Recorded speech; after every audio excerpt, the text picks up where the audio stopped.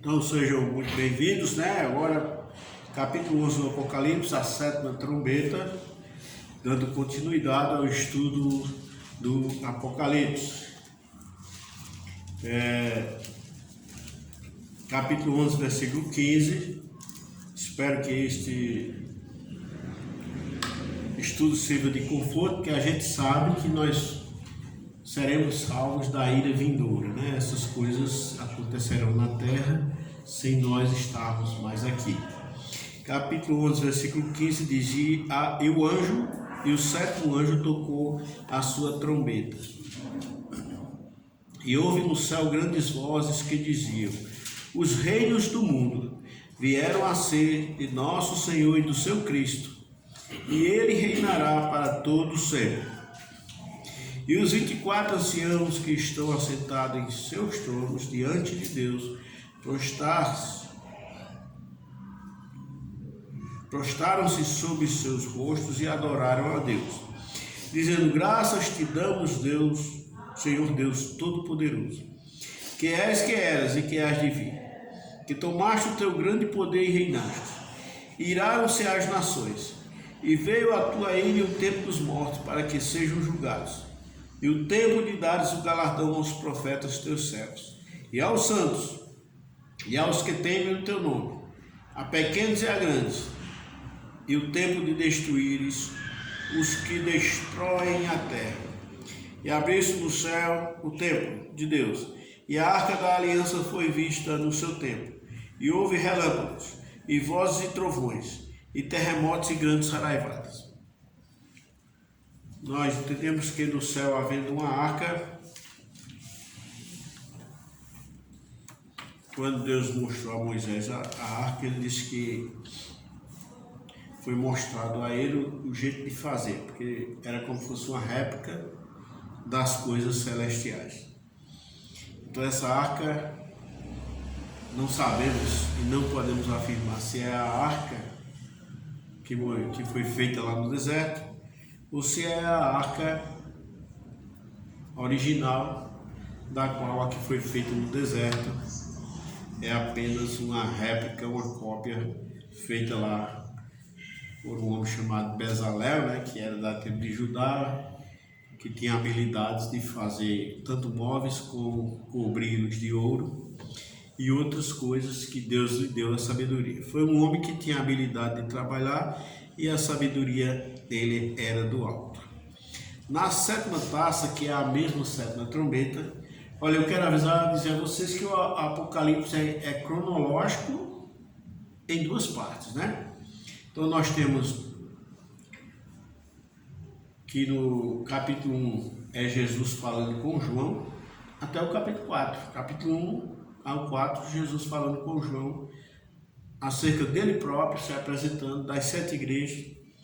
Depois João vai ter visões, que é do capítulo 4 para frente, são visões. Capítulo 4 ao 11 é cronológico, né? Dizer que não é cronológico é porque a cabeça está desconectada com as escrituras, né?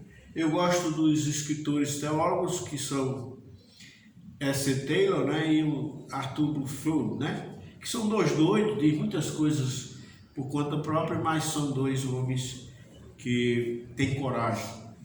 E do capítulo 12 ao 19 é a visão da terra, né? Então a gente vê que no capítulo 7 tem 144 mil e João diz que ouviu o número deles, porque João não viu essas pessoas, ouviu o número.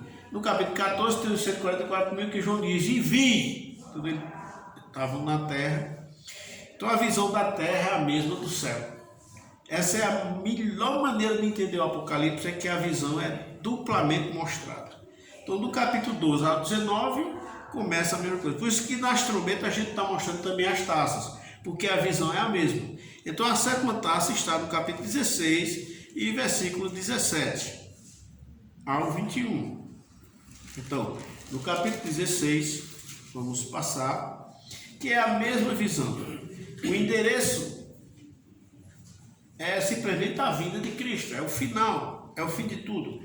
É tanto que é dito quando toca a sétima trombeta, diz: ouviu uma voz do céu que dizia: os reinos do mundo passaram a ser do Senhor e do seu Cristo. Então, o nome Quírios, que era usado para Jesus, que é Senhor, foi usado para o Pai dessa vez. Então, do Senhor e do seu Cristo. E até na Bíblia, no livro do Testemunho de Jeová, que eles chamam de Bíblia, eles até, nesse texto aí, chama Deus de Senhor, onde eles botam o nome de Jeová em várias partes do Novo Testamento que não tem, né? É uma situação meio anacrônica colocar o nome de Jeová no Novo Testamento, que não tem. Tudo no Novo Testamento é baseado na Septuaginta, que não tem o nome Senhor, não tem o nome Jeová, e não tem o nome Yahvé, o tetragrama. É só substituído por Adonai.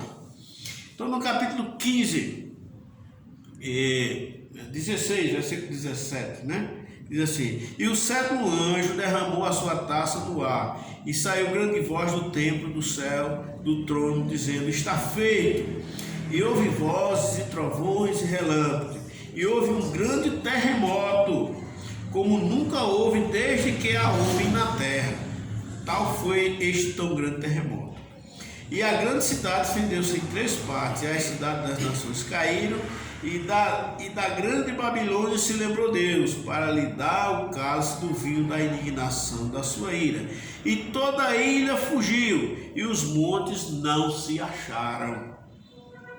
E sobre os homens caiu do céu uma grande saraivada, pedra do preço de 1 talento, e os homens blasfemaram de Deus por causa da praga da saraivada, porque a sua praga era muito grande. Veja bem, irmãos, pedras de peso de 1 talento, era pesado, viu, irmão? Aproximadamente 3 quilos, você vê, 3 quilos batendo no ombro, né? Se bater nas costas ele escapa, mas o que é de costela quebra. Se bater na cabeça já foi, né? E no corpo, qualquer parte pode matá-lo também, atingindo algum órgão. Então, essa última trombeta, e aqui mostra também no capítulo 11 que houve saraiva, foi a mesma coisa, né? Houve, no versículo 19, 11, 19, e abriu-se do céu do templo de Deus, e a arca da sua aliança foi vista, e no seu templo, e houve relâmpagos, vozes e trovões e terremoto e grande saraivada. Olha, essas vozes, irmão, também vão ser ouvidas da terra, né? Porque aqui também diz que houve vozes, né? Derramou, quando o versículo 18 do capítulo 15, e houve vozes e trovões e relâmpagos. Foi a mesma coisa, o evento é o mesmo. Que esses teólogos, né, irrefutáveis, barro duro, né? Esses teólogos que são barro duro. Barro duro não, porque barro duro amolece. É barro cozinhado. Tem teólogo que é barro cozinhado. Quando ele quer uma coisa, não tem quem tire. Você molha num tijolo cozinhado, ele amolece? Não. Então já existem os teólogos que são barro cozinhado. E o que ele disser, o que ele aprendeu no seminário errado, ele quer que aquilo seja verdade, pronto. Então, se ele fosse um barro duro, mas não cozinhado, quando a água batesse, amolecia, né? Mas está na cara, irmãos, que essas coisas que foi visto do capítulo 4 ao 11 são as mesmas que foram vistas do capítulo 12 ao 19. Então a gente vê que a visão continua. Claro que da terra foi visto mais coisas, que do céu não foi visto. O milênio, né? Foi visto Satanás sendo preso. Mas depois Jesus, no capítulo 21, no capítulo 22, Jesus volta a falar, né? Que ele falou com João, capítulo 1, versículo 2 e 3. E de vez em quando ele falava, quando estava João tendo as visões, né? Eis que veio sem demora, guarda o que tem para que ninguém tome a tua coroa. É Jesus falando. Mas é composto de visões, do capítulo 4 ao 19, composto de visões. Por isso que João escreve no passado, né? Ele diz: e vi subir do mar uma besta. Eu estava uma vez alguém explicando o Apocalipse sobre a besta, e a mulher disse: agora entendi, já estava julgando. Ele está dizendo aí que viu do mal, já aconteceu. Não aconteceu não. Ele está dizendo que viu porque ele está escrevendo a visão que teve. Ainda vai acontecer, né? Eu sempre vou lembrar a vocês que Apocalipse 1, que diz Apocalipse de Jesus Cristo, que Deus lhe deu, né? Para mostrar aos seus servos as coisas que brevemente hão de acontecer. Então ele está dizendo que brevemente hão de acontecer. Nada do que João escreveu aconteceu antes dele, né? Então pegar aquela visão do dragão do capítulo 12, dizer que é Herodes tentando matar o menino, que é Jesus, isso é infantilidade, né? E heresia, passa a ser heresia dizer que aquele filho varão é Jesus, né? Então o camarada chegou para mim e disse: eita, eu quero ver aqui quanto tempo Maria e José passaram no Egito. Passaram no Egito. Aí 1260, não, isso aqui é uma visão do futuro, João. Isso aqui não é Maria, não. Primeiro que a mulher no Apocalipse fugiu para o deserto sozinha. Não disse que fugiu com o menino. O menino foi levado para Deus ou para o seu trono. E a mulher fugiu para o deserto. Ali do Apocalipse é outra coisa. Não tem nada a ver com a Maria, né? Então é importante a gente saber disso. Essa questão de toda a ilha sumiu, não é isso? A palavra de Deus diz aqui que toda ilha sumiu. A gente encontra isso quando João faz a profecia, né? No capítulo 3, versículo 5, João o Batista, né? Em Lucas. Isso aqui pode ser no sentido espiritual, né? Que as pessoas vão se converter, e as pessoas que se convertem são pessoas completamente tortuosas, e Jesus vai endireitar essas pessoas. Só que aqui João também está falando de alguma coisa física, que pode ser, e ele está citando a profecia de Israel, né? de Isaías. Então, capítulo 3, versículo 5 de Lucas diz: todo vale se encherá, e se abaixará todo monte e outeiro, e o que é tortuoso se endireitará. Aqui já é no sentido espiritual, mas o 5, a primeira parte, todo vale se encherá. Então a terra, a Bíblia diz que a terra vai cambalear feito um bêbado, né? Isaías 24, 20 diz que a terra cambaleará feito um ébrio, né? Ébrio, um bêbado. Deus vai dar uma agitada na terra nessa sétima trombeta. E é por isso que diz a palavra de Deus que toda a ilha, o que aconteceu com toda a ilha? Sumiu, né? Sumiu, aqui está dizendo. A terra vai ficar plana.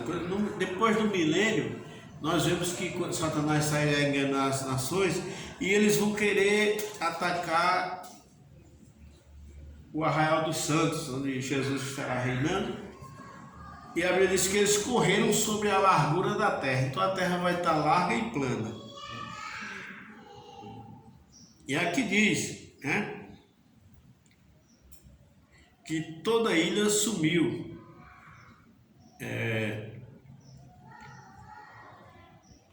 Capítulo 16, versículo 20. E toda a ilha fugiu, e os montes não se acharam. Isso aqui é uma visão real, não é essa? Porque quando as pessoas querem enrolar as outras, sempre diz: não, isso aqui é figurado. O Apocalipse é uma linguagem real. Tem coisas que é símbolo e explica o que é, como no caso do dragão. A gente sabe, o dragão é a antiga serpente e Satanás, é dito ali. Já que a mulher não diz quem é, aí as pessoas distorcem muitas coisas. Então, irmãos, nós ouvimos muita gente falar do Apocalipse, mas se não seguir essa regra de interpretação, de que teve uma visão do céu, e João foi arrebatado, né, no capítulo 4, de subir aqui, e ele foi arrebatado, e viu tudo aquilo no céu, viu a abertura dos selos, viu o toque das 7 trombetas, viu a assinalação dos 144 mil, e depois na terra ele viu tudo novamente. E aqui a palavra de Deus está mostrando, né? Então, essa questão de Isaías, né, também diz lá no capítulo 24, 20 do profeta Isaías, o que João citou, o João Batista diz: todo vale será aterrado e todo monte será aplanado. Isso está na profecia de Isaías, né? 44. Mas no profeta Isaías 24, 20, fala disso que João falou, não é isso? 24, 20. O profeta, e João estava citando, né? Eu sou a voz do que clama. Você vê que no grego, por não ter a vírgula, as pessoas confundem muita coisa, porque o que está lá é: eu sou a voz do que clama. No deserto preparar o caminho do Senhor. Quer dizer que o caminho do Senhor seria preparado no deserto. A vírgula na nossa língua tem que estar: eu sou a voz do que clama no deserto, vírgula. Né? Eu sou a voz do que clama, vírgula. No deserto preparar o caminho do Senhor. Porque o caminho do Senhor foi preparado no deserto. Isso é uma profecia para mostrar que a mensagem de Deus começou no deserto com João. E o povo ia à procura de João para ouvir a palavra. E outros para serem batizados por ele, para serem imersos nas águas.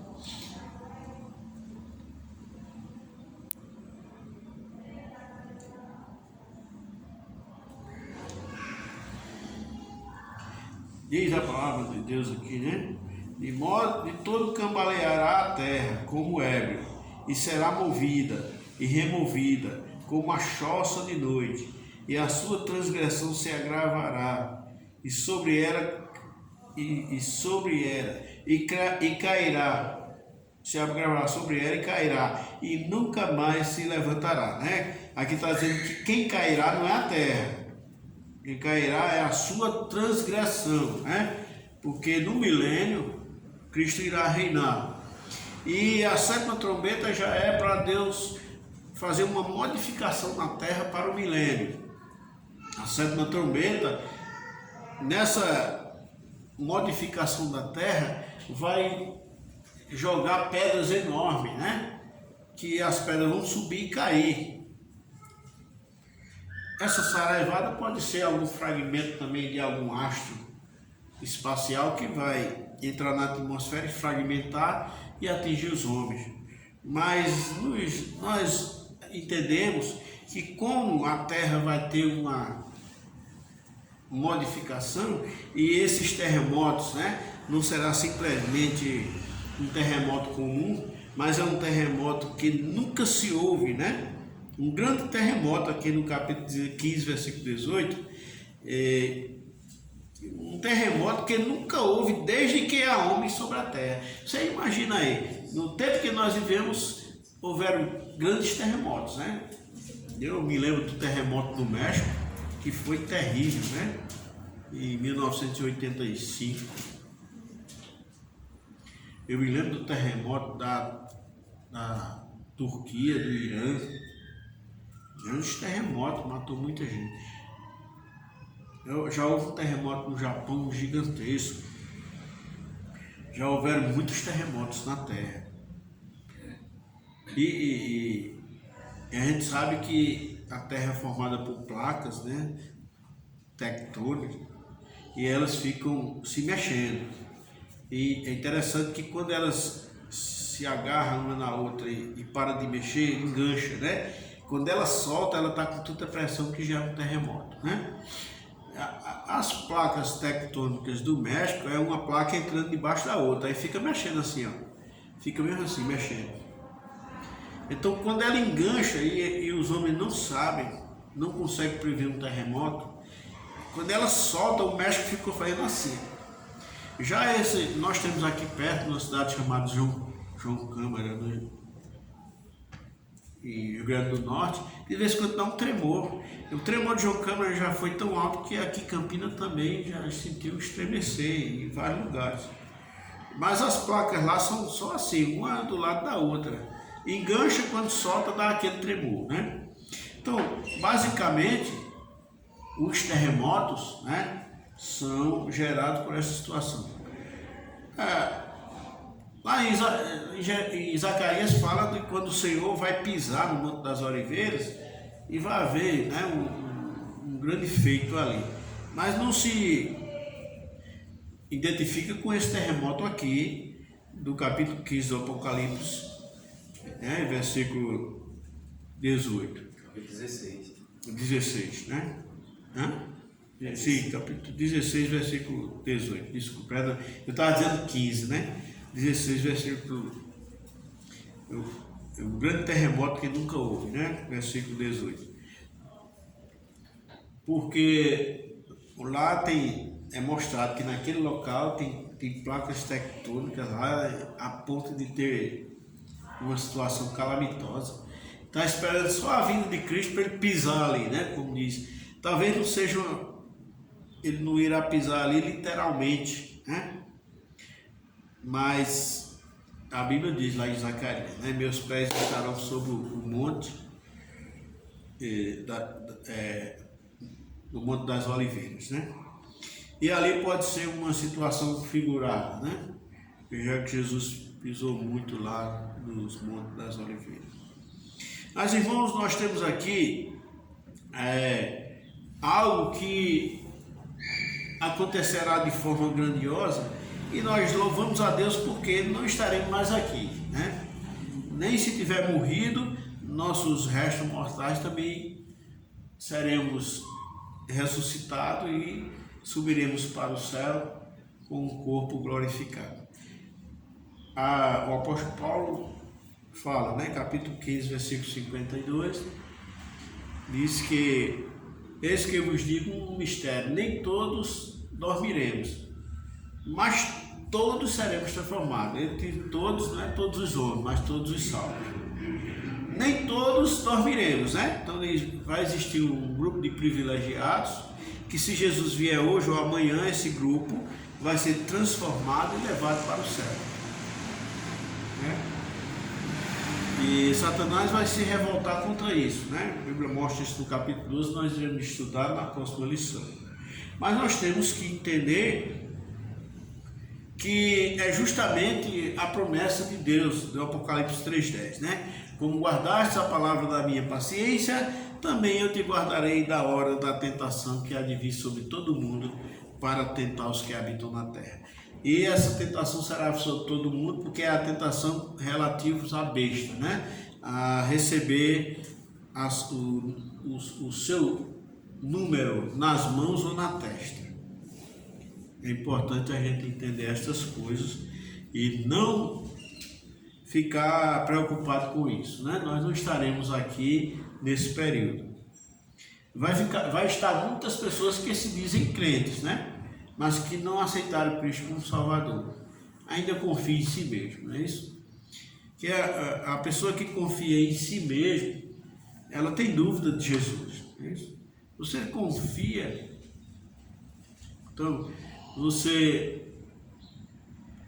as pessoas que não sabem nadar, você sabe que é uma pessoa que não acredita que a água pode com o seu peso, né? A pessoa que sabe nadar, do jeito que vai na água já vai embora. E aquele que não sabe nadar, aquele é que ajuda ele a afundar, porque a falta de confiança que a água pode com o peso do seu corpo.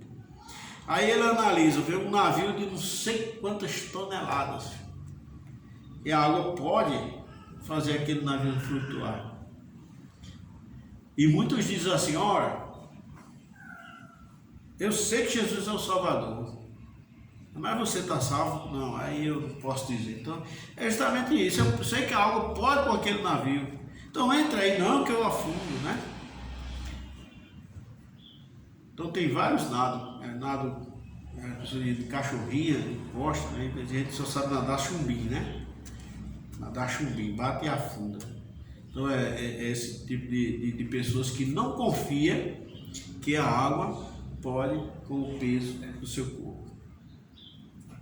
É importante que a gente tenha esse pensamento, esse entendimento e não sejamos realmente faltos de fé com relação a isso. A confiança tem que estar completamente em Jesus.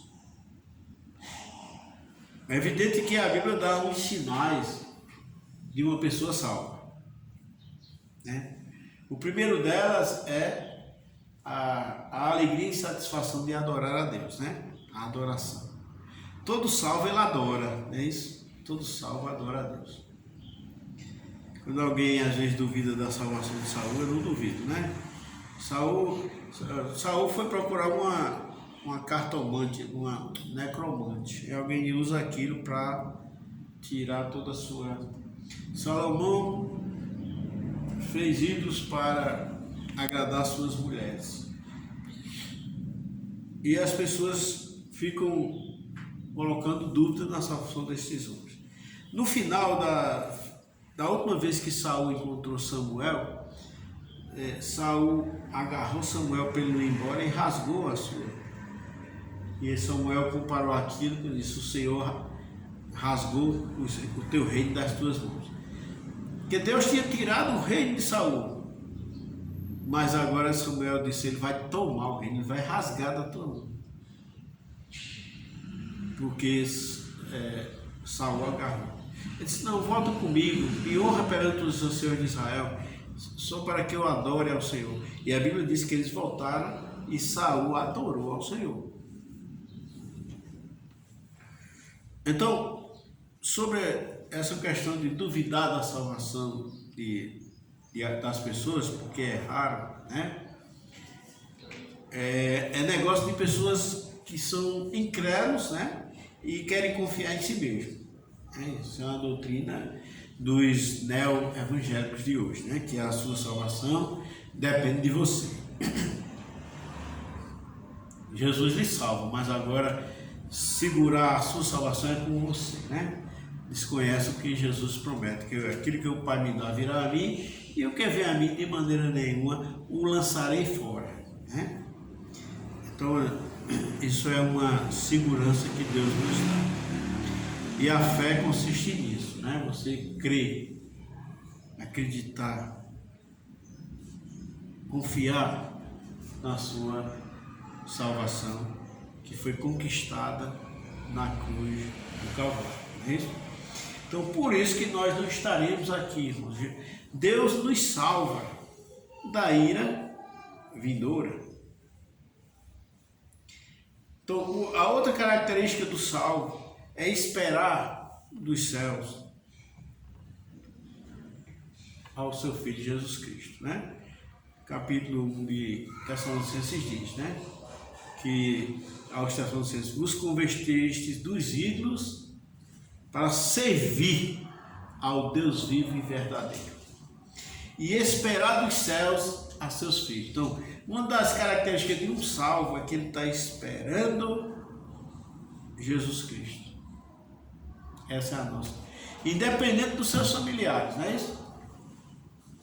Uma vez ficava assim: não, Jesus tem que demorar uns 2, 3 anos para que meu irmão, meu filho, meu pai, meu neto se converta. Não.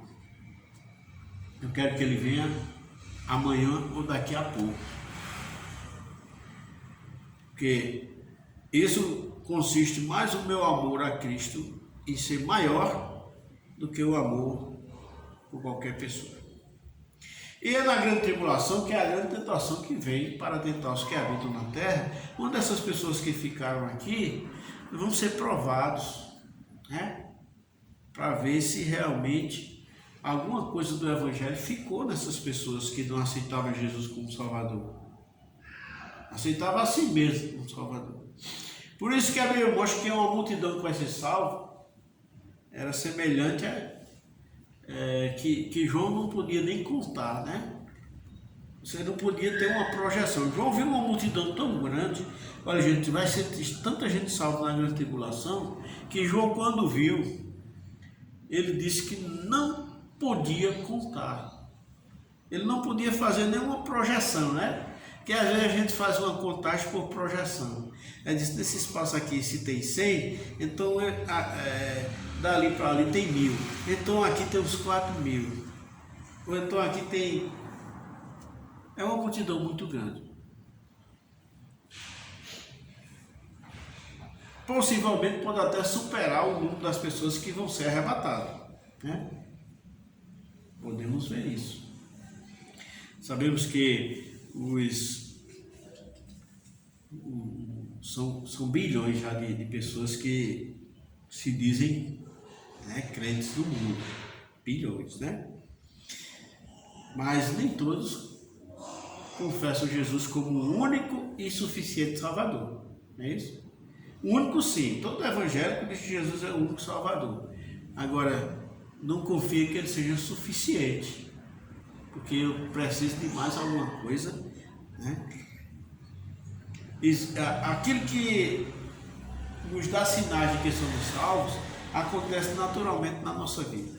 Uma das coisas que o apóstolo diz, que aquele que odeia seu irmão, olha, é um assassino, um homicida. Porque o ódio, irmãos, ele consiste em você eliminar uma pessoa. O ódio consiste em que você tira aquela pessoa do seu pensamento. É um assassinato de certa forma. E João diz, e o homicida não tem a vida eterna permanecendo nele.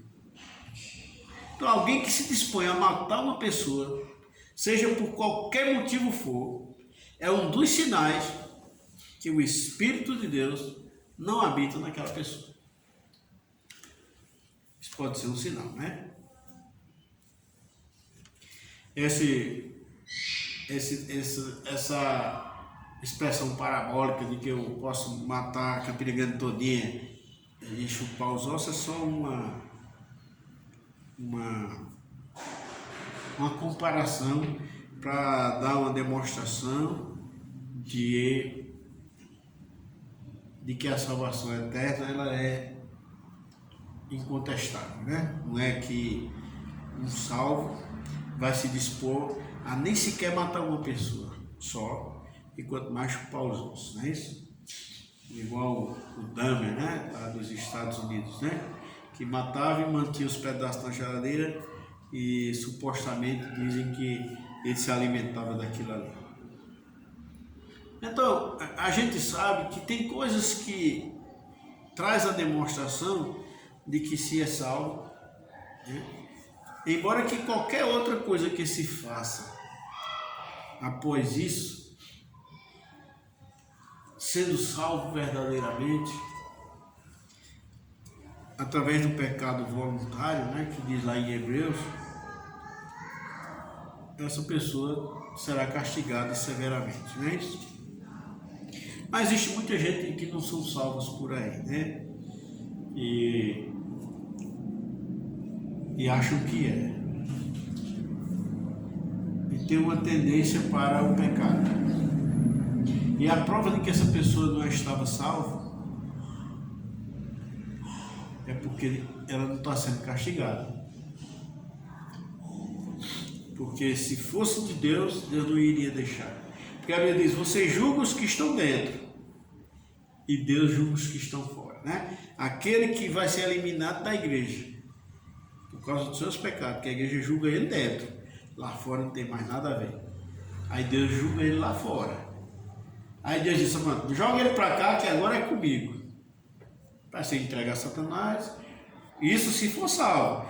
Mas se não for, ele vai viver a vida dele, depois repassar com o carrão na frente da igreja e dizer, ó, minha vida melhorou muito mais do que a tua, né? Porque ele não era salvo. Essas coisas temos que entender. Eu só estou mostrando isso, irmãos, para dizer que nós não iremos passar por essa situação aqui. Quando essas trombetas forem tocadas, se nós estivermos vendo, estaremos vendo de camarote em algum lugar do céu, que provavelmente estaremos vendo. E esse momento da sétima trombeta será terrível, né? Porque se o anjo avisou lá no capítulo 11, né? Que as coisas iriam piorar, dizendo ai, ai, né? ai, ai dos que habitam na terra, né? Por causa dos anjos que hão de tocar as últimas 3 trombetas, né? É dito isso. E as coisas não iriam ser fáceis para essas pessoas, né? E o anjo avisou e foi dito, irmãos. É 8:13. É 8:13. Veja o que o anjo diz. Depois que foram tocadas 4 trombetas, o anjo deu um aviso aqui de que ai, ai, ai dos que habitam na terra, não é isso? E olhei e ouvi a voz de um anjo voar pelo meio do céu, dizendo, com grande voz, ai, ai, ai, são 3 ai, né? Dos que habitam sobre a terra, por causa das outras vozes das trombetas dos 3 anjos que hão de ainda tocar. Então as 3 trombetas foram as piores, né? Que foram tocadas. Aí depois que foram tocadas 2, foi dita lá no capítulo 11, versículo 14, diz assim, e passado o segundo ai, são 3 ai, já que já passou 2 ais, né? Eis que o terceiro ai cedo virá. Essas trombetas aí, essas 3 últimas, são as piores, viu? São as piores. E essa última aqui foi que houve esse grande terremoto, que a terra foi mexida. Imagina quanta gente morrerão nesse momento, né? Por causa desse grande terremoto. Que isso aí é o caso divino da indignação da sua ira. Capítulo 16, versículo 19, né? A grande cidade fendeu-se em 3 partes. E as cidades das nações caíram. O que é que diz aqui a cidade das nações, irmãos? São exatamente as capitais. E as cidades das nações caíram. E da grande Babilônia se lembrou Deus para lhe dar o casto vinho da indignação da sua ira. Olha, quando a gente diz que o Apocalipse não é cronológico, num certo sentido aqui, por exemplo, o capítulo 17 e o capítulo 18 são momentos antes da 7ª trombeta, né? Porque a indignação de Deus sobre a grande Babilônia, porque ela vai sofrer primeiro alguma coisa e depois sofrerá o final dela por completo. Que a Bíblia diz que Deus, né, se lembrou dela, do sangue que ela derramou, né, durante toda a história. Porque a Babilônia aqui representa todo o sistema religioso falso. Nunca se engane, irmãos, que as pessoas que defendem o Evangelho matam alguém por ele, certo? Se houve alguma religião que perseguiu alguém e matou pessoas, dizendo que está defendendo a verdade, é mentira. Porque Jesus não disse que ninguém mataria outra pessoa pelo Evangelho. Ele disse que nós morreríamos pelo Evangelho. Então ele diz em João 16, né, 3, diz assim, haverá a hora em que matarão um de vós, cuidando, fazendo serviço a Deus. Cuidando, fazendo serviço a Deus. E isto farão porque nem conhecerão o Pai nem a mim.